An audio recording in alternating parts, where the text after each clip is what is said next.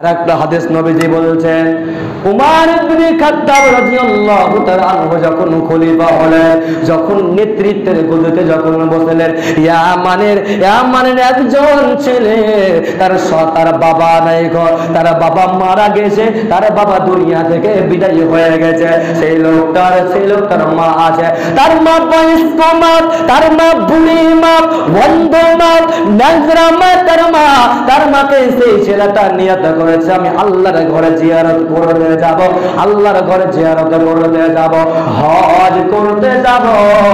মাকে যখন সালাম দিতে যাচ্ছে, মা আসসালামু আলাইকুম, মা তুমি আমার জন্য দোয়া করবে, আমি আল্লাহর ঘরে জিয়ারত করতে যাচ্ছি, আমি হজ করতে যাচ্ছি। তখন তার মা বলছে, বেটা রে,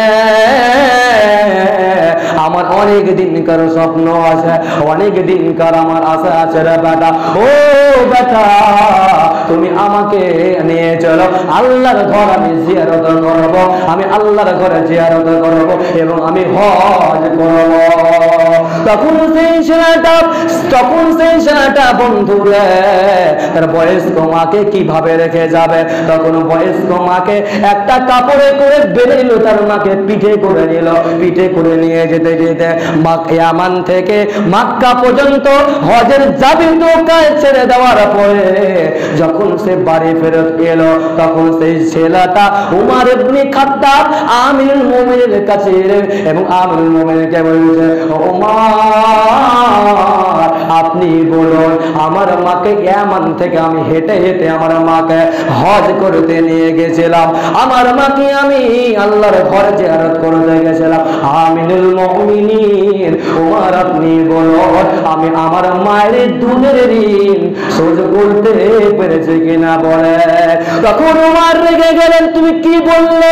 উমর রেগে বললেন, ওরে যুবক তুমি শোনো, তুমি যদি তোমার শরীরের চামড়া কেটে যদি তোমার মায়ের জুতো বানিয়ে দাও, তুমি যদি তোমার শরীরের চামড়া কেটে যদি তোমার স্যান্ডেল বানিয়ে দাও, তবে মায়ের এক ফোঁটা দুধের ঋণ তুমি শোধ করতে পারবে না।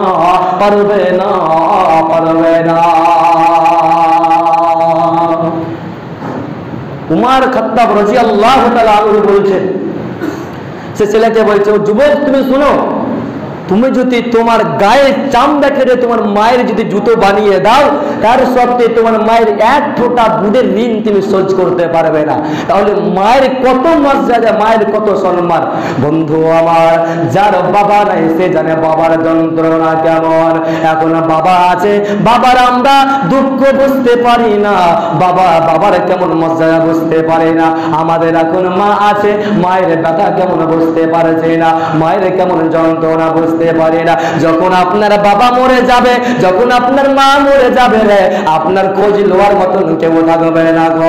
সেদিন আপনি বুঝতে পারবেন মা কেমন ছিল, বাবা কেমন ছিল। বাবা দুনিয়া থেকে বিদায় হয়ে গেছে, মা পৃথিবী থেকে বিদায় হয়ে গেছে, সেদিন আপনি বুঝতে পারবেন আল্লাহ মাবুদ গো, আমার মা কেমন ছিল আল্লাহ। যারা মা নাই সে বুঝতে পারে মায়ের যন্ত্রণা কেমন। আপনি না হলে পরীক্ষা করবেন, আপনি বাড়ি থেকে রাত্রি 12টা 1টার সময় আপনি কোনো জায়গা যাবেন, আপনি কোনো সফরে যাবেন, কোনো দেশে যাবেন, আপনার স্ত্রী আপনার খবর নেবে না, আপনার বাবা বারে বারে ফোন করবে, বেটা তুমি কোথায় গেলে, কি গেলে, ভালো করে যাবে, তুমি হেফাজতে যাবে। আপনার বাবা আপনার বাড়ি বাড়ি খোঁজ নিবে। তাহলে বন্ধু আমার, বাবাকে কেন ভালোবাসবো না? 2 মুঠো খাবার কেন দিতে পারবো না গো? বাবা কেন সম্মান করতে পারো না গো? নবীজি বলছেন, শুনে লাও, তোমরা জেনে লাও। নবীজি একদিন মসজিদে নববীতে বসে আছেন, হঠাৎ করে একজন বয়স্ক মহিলা, একজন বুড়ি মহিলা এলো।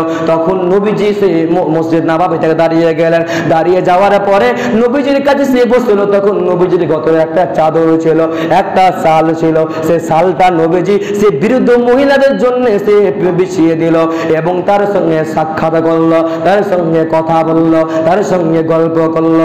এমন সমাতে যখন সে বৃদ্ধ মহিলা, যখন সে বয়স্ক মহিলা, যখন আবার উঠে গেল কথাবার্তা সারার পরে, যখন আবার উঠে গেল, তখন বিষ্ণু নবী আবার উঠে গেলেন। যখন সে বয়স্ক মহিলা চলে গেলেন, তখন সাহাবী কেরাম নবীজিকে জিজ্ঞাসা করলেন, ইয়া রাসূলুল্লাহ, দয়ার নবী আপনি বলেন, আপনি সারা পৃথিবীর নবী, সারা বিশ্বের নবী, আমি বুঝতে পারলাম না একটা বয়স্ক মহিলার জন্য আপনি দাঁড়িয়ে গেলেন, একটা বয়স্ক মহিলার জন্য আপনি চাদর বিছিয়ে দিলেন, একটা বয়স্ক মহিলার জন্য আপনি আবার উঠে গেলেন। রাসূলুল্লাহ, কারণটা কি, উদ্দেশ্যটা কি, আসল মাকসাদ কি আপনি বলুন। তখন নবীজি বললেন, ওরে আমার সাহাবীরা, তোমরা শুনে নাও, তোমরা জেনে নাও, আমার মায়ের দুধ আমি যেমন আমি কিসমত আমি জুটিয়ে নিব, কিন্তু যার দুধ আমি এত বড় হয়েছে, যার কোলে পিঠায় মানুষ হয়েছে, তিনি হচ্ছেন হালিমা সাদিয়া রাদিয়াল্লাহু তাআলা আনহা, তিনি হচ্ছেন আমার দুলমা। বিশ্বনবী তার দুধ মা কত সম্মান করছে দেখেন, কিন্তু আমাদের মাকে আমরা সম্মান করেছি না, ভালোবাসছি না। তাহলে আমাদেরকে বেশি বেশি করে মা বাবার খেদমত করতে হবে, আমাদেরকে বেশি বেশি করে দোয়া নিতে হবে মা বাবার কাছে। একজন দর্শনীয় বলছেন, একজন দর্শনীয় বলছেন, মা বাবার কাছে তুমি চেয়ে দোয়া নিবে না। কেন? তোমার মা বাবার এমন তুমি খেদমত করবে, এমন তুমি খেদমত করবে, খেদমতে তোমার মা তোমার বাবা তোমাকে তোমাকে দোয়া দিবে। আপনি ধরেন আপনি আমাকে বললেন, বলছেন আমার জন্য একটু দোয়া করবেন, আমি আপনার জন্য দোয়া করতেও পারি, নাও করতে পারি, কিন্তু আপনার মায়ের আপনি খেদমত করবেন, আপনি আপনার বাবার খেদমত করবেন, আপনার মা আপনার বাবা আপনার জন্য অবশ্যই দোয়া করবে। আর নবীজি বলছেন, মা বাবার দোয়া কারেন্টের মতন আল্লাহর কাছে কবুল হয়ে যাবে। এই জন্য আমাদেরকে বেশি বেশি করে মা বাবার দোয়া নিতে হবে এবং যে কোনো কাজে মা বাবা খুশি রাখতে হবে, মা বাবাকে সম্মান করতে হবে, মহব্বত করতে হবে, মা বাবার সঙ্গে স্নেহ ভালোবাসা দিতে হবে। তাহলে আমরা কামিয়াব হতে পারবো, এই দুনিয়াতে লাভবান হতে পারবো, পরকালে লাভবান হতে পারবো। তো যাই হোক, পারিয়ে গেল 40, পারিয়ে গেল 40 হয়ে গেল। এই মা বাবার বলতে গেলে অনেক লম্বা সময় লেগে যাবে, যেহেতু জুম্মার সময়, সংক্ষিপ্ত সময় বলার টাইম নাই। এই জন্য শেষে দোয়া করি, হে আল্লাহ, আমাদেরকে আল্লাহ সকলকে আল্লাহ নামাজি সমাজে ইমানদার পরেজগার বানাও। হে আল্লাহ, যারা আমরা মা বাবার খেদমত করতে পারছি না, আল্লাহ যারা আমরা মা বাবাকে ভালোবাসতে পারছি না, মা বাবাকে সম্মান করতে পারছি না, আল্লাহ আমাদেরকে সকলকে আল্লাহ মা বাবার খেদমত করার তৌফিক দান করো। হে আল্লাহ, যাদের আমাদের মা বাবা পৃথিবী থেকে ইন্তিকাল হয়ে গেছে, পৃথিবী থেকে বিদায় হয়ে গেছে, আল্লাহ আমাদের কাছে ছোট্ট একটি অনুরোধ, আপনি যদি আমার চ্যানেলটিতে নতুন হয়ে থাকেন তাহলে অবশ্যই সাবস্ক্রাইব করে সাথে থাকুন।